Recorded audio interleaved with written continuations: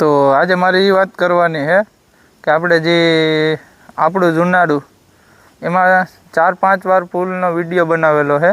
જે પુલ આવેલું છે મધુરમથી વાડલા ફાટકની વચ્ચે 2 પુલ.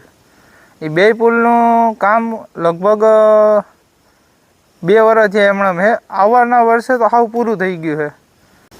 તો આપણે એટલી વાર વિડીયો મૂકવા છતાંય કોઈ કામ નથી થયું. એવું નથી કે વિડીયો ક્યાંય વાયરલ નથી થયો. એક વિડીયો 50 થી 55 કે પુગેલો છે, તો પણ કંઈ કામ નથી કર્યું કોઈએ. તો આપણે એમ નથી કહેતા કે તમે કામ કરો ભાઈ જબરદસ્તી. અમારાથી જેટલું થતું હતું એટલું અમે કર્યું છે. 2 પુલમાં 2 સાઈડ આપણે રેડિયમની પટ્ટીના બોર્ડ મારેલા છે.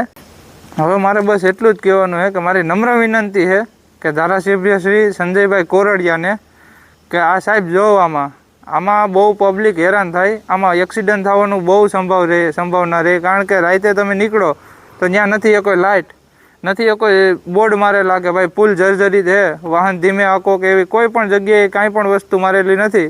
આપણાથી લાગતા હતા એટલે આપણે રેડિયમના બોર્ડ માર્યા. હવે કાંઈ અમારે એવી કાંઈ આવક નથી કે નથી અમારે ક્યાંય ટેન્ડર પાસ થતા કે અમને પૈસા આવે ને અમે આ કામ કરીએ. કામ તમારે જ કરવાનું છે. અમે એમ નથી કહેતા કે તમે કામ કરો, પણ કામ જોઈ લ્યો પછી તમને ખબર પડે ને કામ કર્યા જેવું છે કે નથી.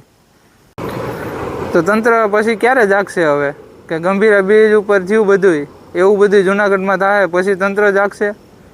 તો મારી નમ્ર વિનંતી છે સરકારશ્રીને કે આનું કામ તમે વહેલું ચાલુ કરો, કે કોઈ પણ જાતના અકસ્માત થયા પહેલાં તમે કામ એનું પૂર્ણ કરો તો સારું રહે. એવું નથી કે હું તમને હુકમ કરું, હું તમને વિનંતી કરું છું કે કામ પતાવો એમ.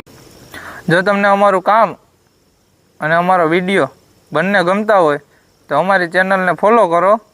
લાઈક ના કરો તો કાંઈ વાંધો નહીં, પણ શેર કરો.